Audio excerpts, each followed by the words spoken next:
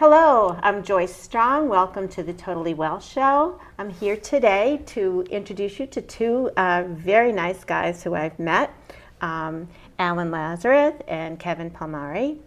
I'm so excited about this meeting, so thanks so much for taking your time today and making yourselves available, accessible, and what was the other word? Dave Meltzer used? Yeah. Productive. So we're going to get some good stuff done here today. And thank you for having us. It means the world to us. Yeah. It really does. Thank you. Oh, you're welcome. I'm so excited to learn from you.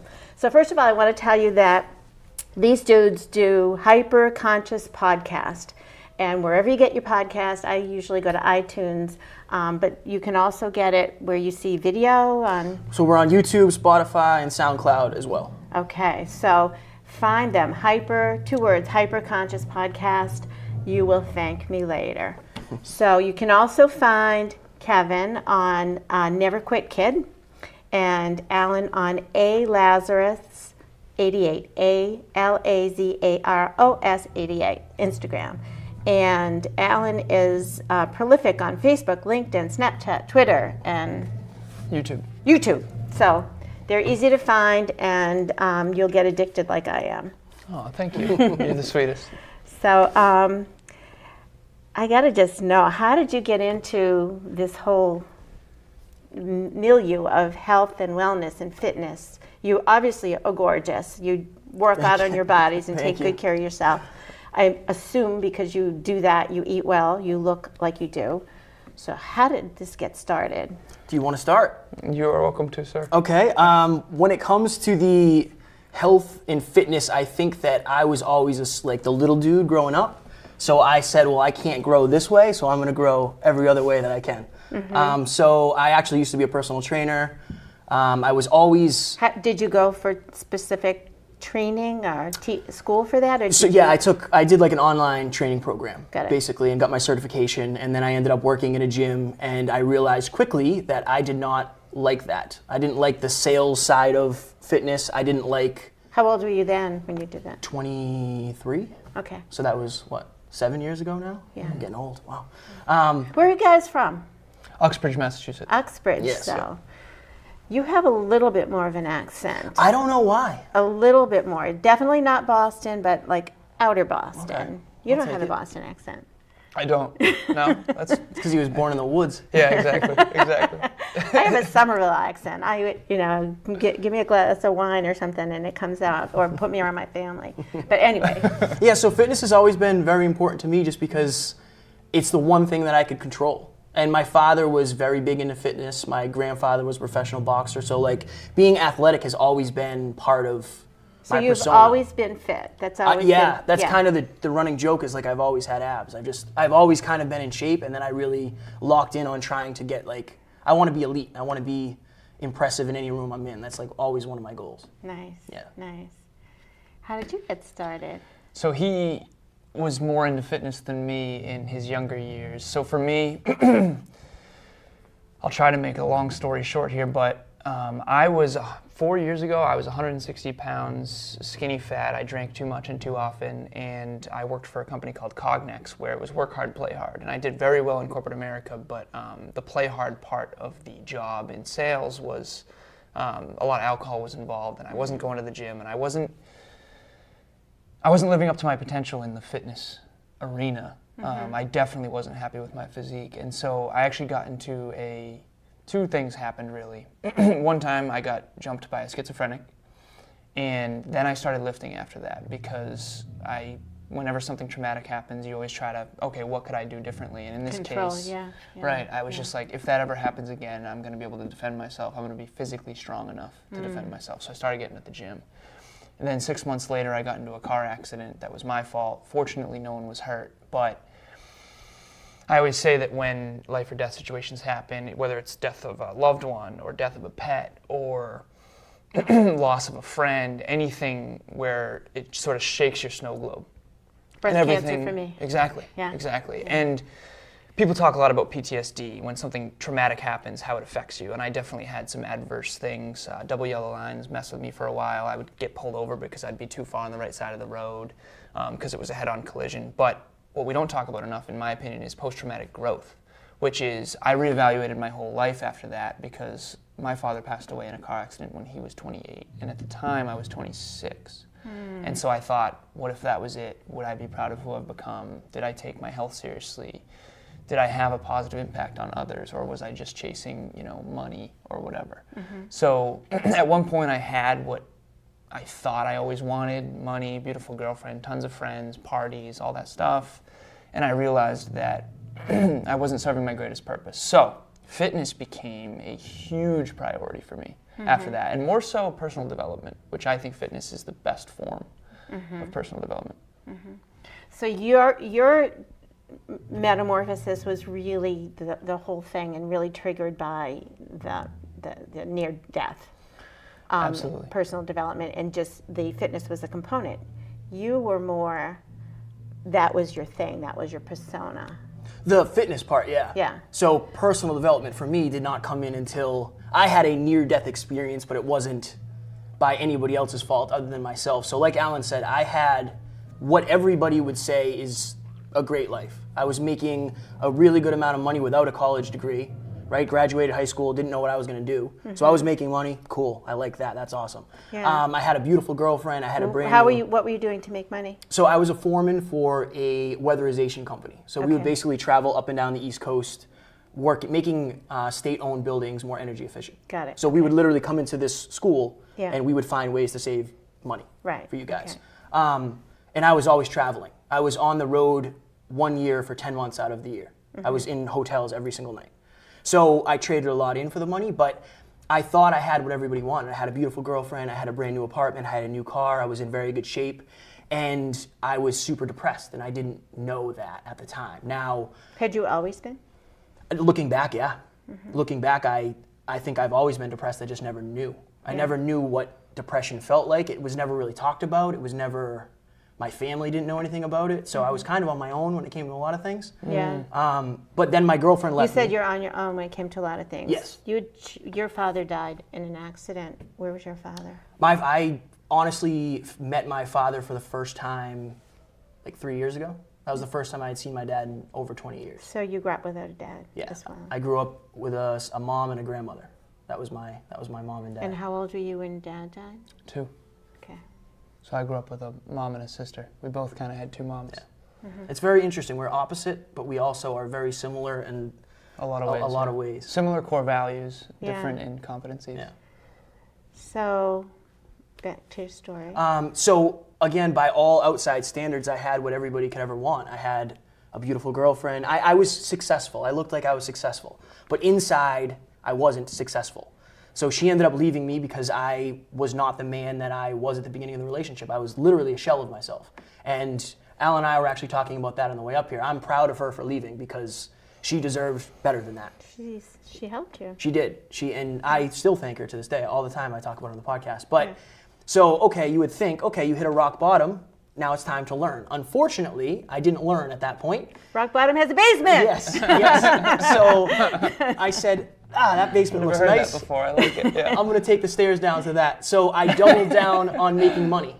And I said, okay, I had all of that and I wasn't happy. Maybe I just need more money. Maybe that'll do it. So it was the most insane work year of my life. I made over 6 figures. It was amazing in that regard. But I remember one day, I actually called Alan. I woke up and I just couldn't turn the voices off in my head. I couldn't turn the noise off. And I was sitting on the edge of a bed, a hotel bed in New Jersey. And I was thinking, like, I can't do this anymore. I do not want to live if this is my existence. I cannot do this. So I called Alan. And I said, man, I don't know what to do. Like, I'm trapped. I don't have a degree. I don't have any other way to make money. I have bills. I have debt. What am I going to do? And it was in that moment where it's like, you have to decide, why are these voices saying what they're saying? Is what they're saying real? Like, do I really have to end my life here? Or is this a chance for me to figure out what is the next stage of my life? And that's when I really tripled down on the podcast. The podcast was already a thing, but now it was like, in that moment, I realized I want to be the person that I need right now. At my lowest point, who is the person that I need to become? Like, who would speak to me right now? Who would I listen to? Who would I resonate with? And that, ever since, that's been my focus. If somebody DMs me, I always talk to them. I have to. I have to try to help them. It's my purpose. It's my passion. It's my drive. That's the reason I'm here now. So when you were in that hotel room, are you telling me that you were thinking about ending your life? Absolutely. And that wasn't the first time either. That's something I don't talk about as much because it's like that's when it came to a head. But earlier in my life, the same thing happened. It was just, it's this hopeless feeling of nothing I'm doing is working, and I have no idea what to do because I'm doing what I thought was going to work.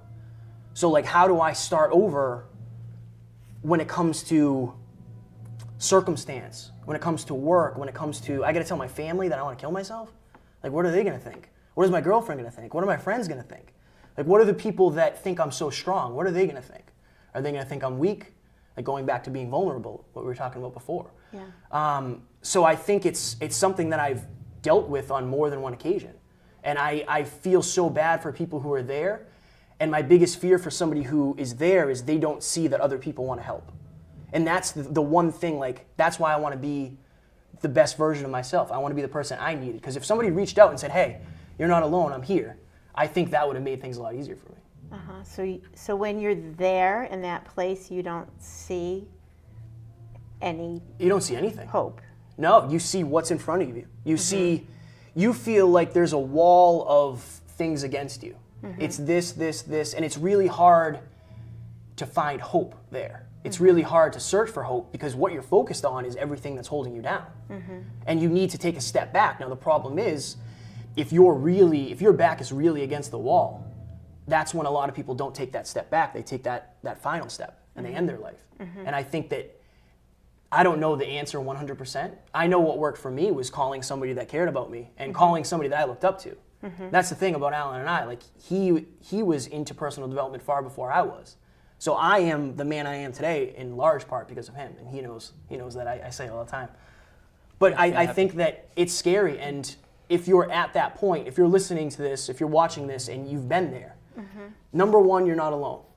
Absolutely, 100%, I can promise you're not alone. You can reach out to Alan or myself, and we'll be there. Number two, this isn't the end.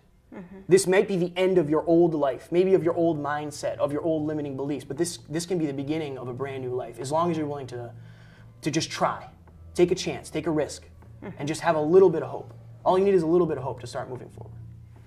I have a question about, when a lot of times when I think about nutrition or wellness in general, and I take kind of a broad view of wellness and health,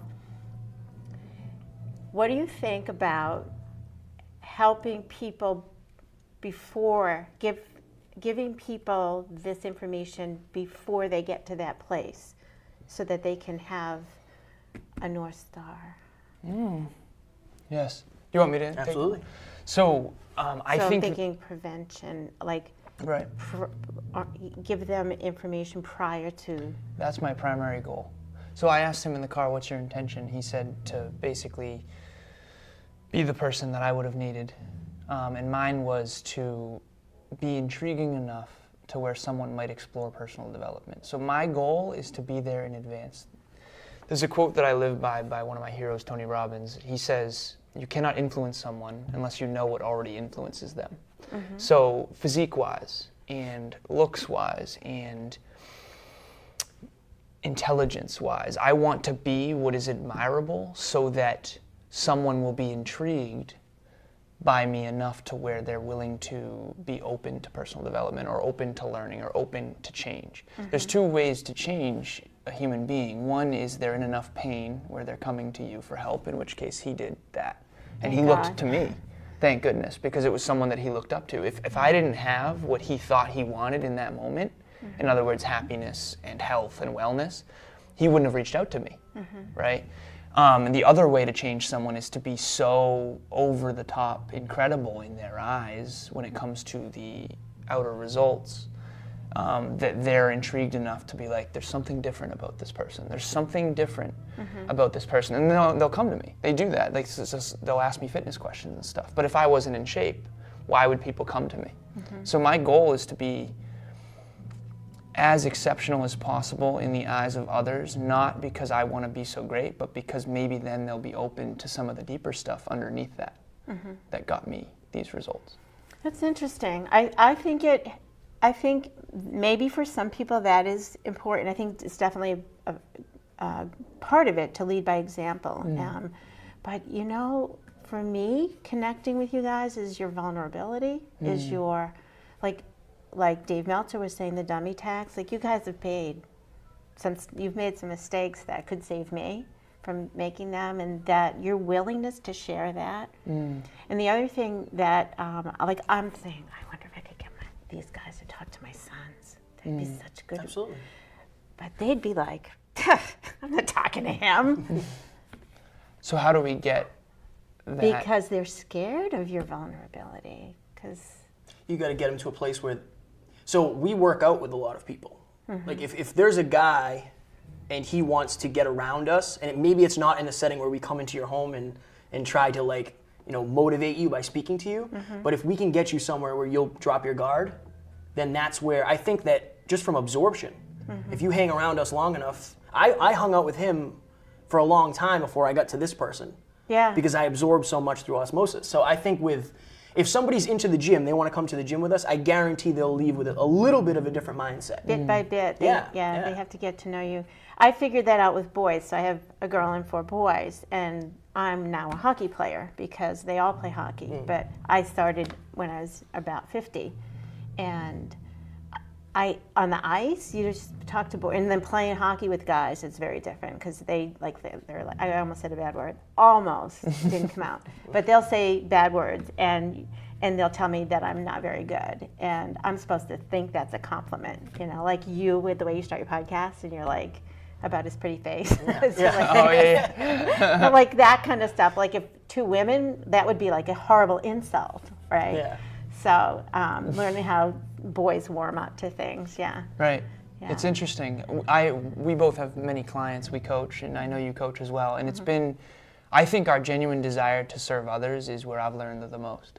So I have several women clients, and then I have several men clients, and it's very different. I mean, you know, there's the feminine energy and there's the masculine energy, and I do think that typically vulnerability connects more with women because they tend to be more emotional, and I typically, you know, the mindset and the mental side of things and logic and rationality connect with some of the, you know, stronger masculine energies. But I think what's fascinating is understanding yourself and then understanding the language that the other person, you know, resonates with.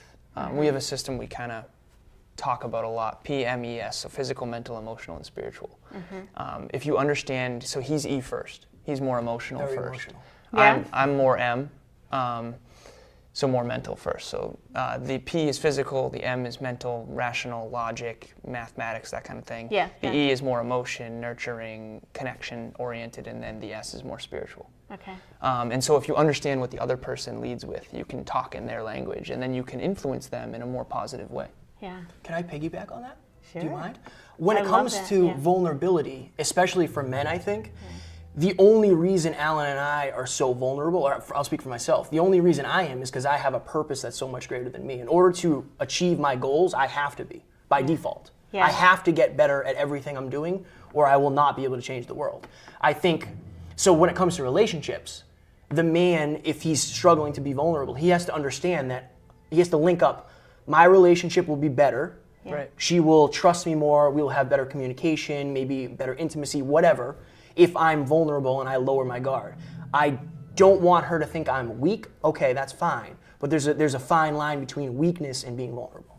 So I think you just have to have a strong enough why power, because it's uncomfortable. Yeah. It can be uncomfortable. For us, it's easy because I've done it so many times, it's just normal now. Yeah. But I understand it's not for most people.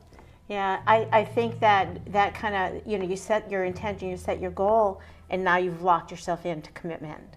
You Yeah. know, I want this, I have to do this. That's kind of how I got into my business, my practice too, and having to walk the, you know, to walk the talk, or however that expression goes. But, you know, I need to be fit. I need to take care of my own self to be able to help other people do that. Right.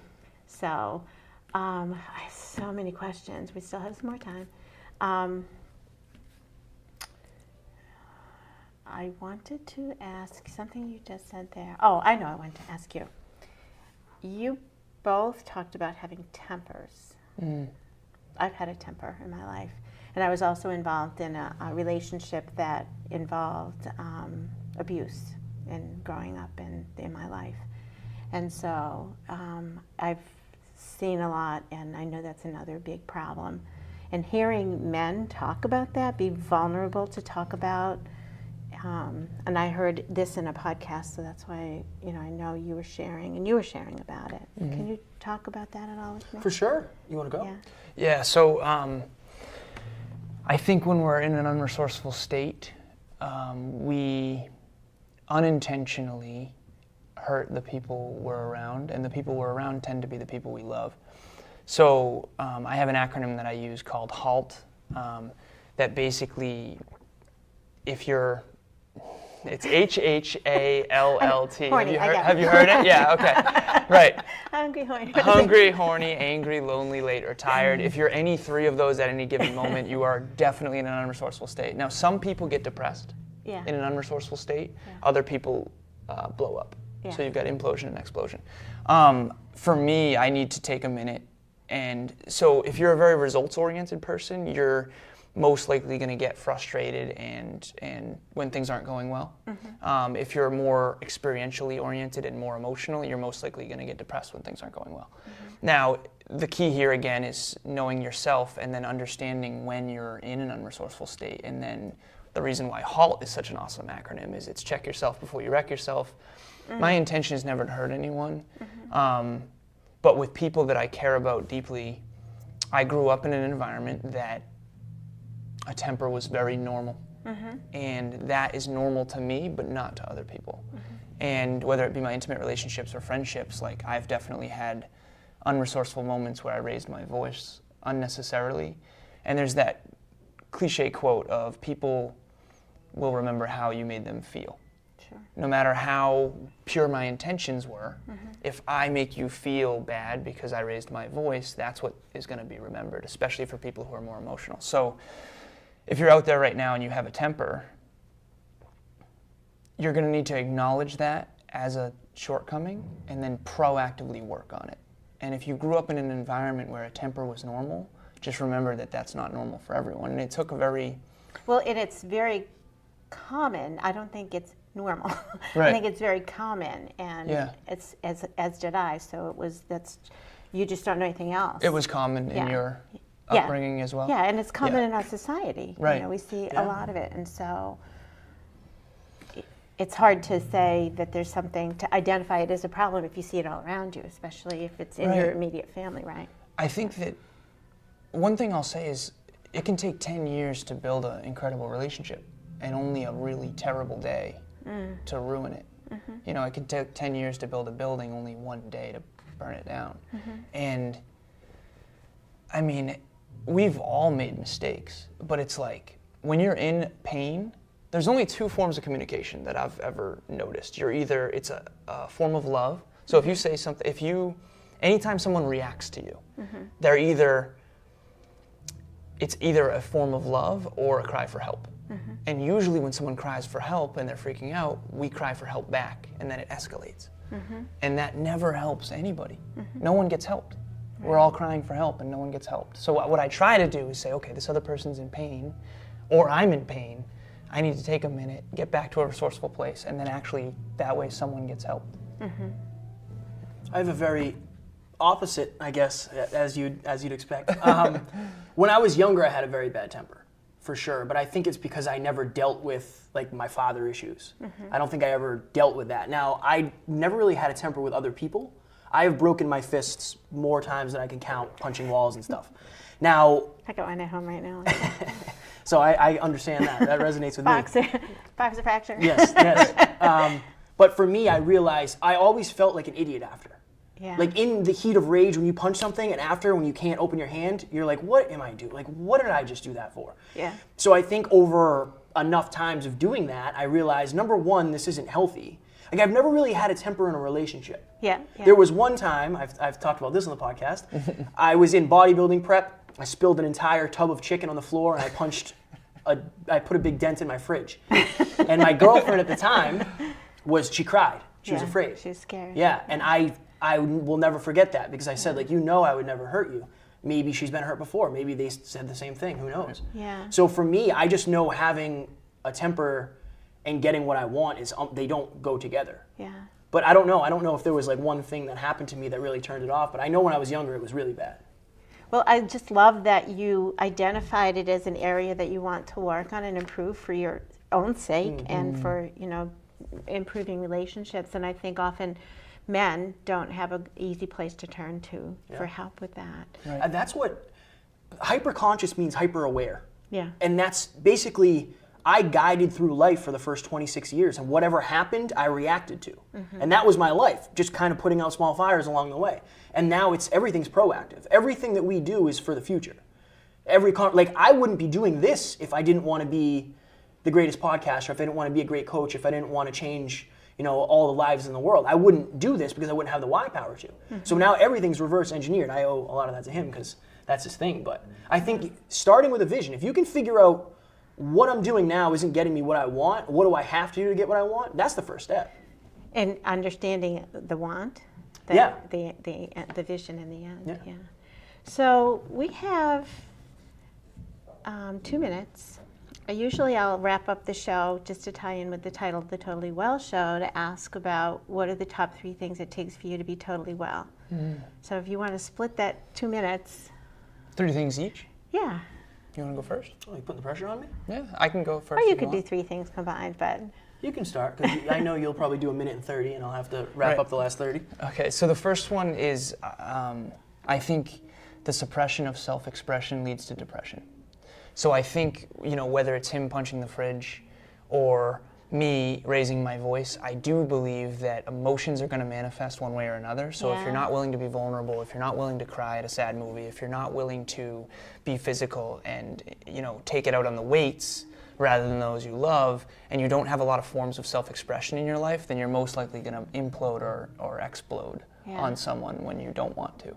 So if you're out there, the number one thing is to express yourself, whatever your truth is. That can be going to the gym, that can be hockey, that can be, having a talk with a close friend, that can be starting a podcast, whatever it is. So there's a lot of different forms of self-expression. The other thing is I have the 5 pillars, and I'll go quick here. Sleep, hydration, nutrition, training, and mobility. These are the 5 fundamental pillars of natural fitness that I think, without your health, you have nothing. This is what's holding up the whole building.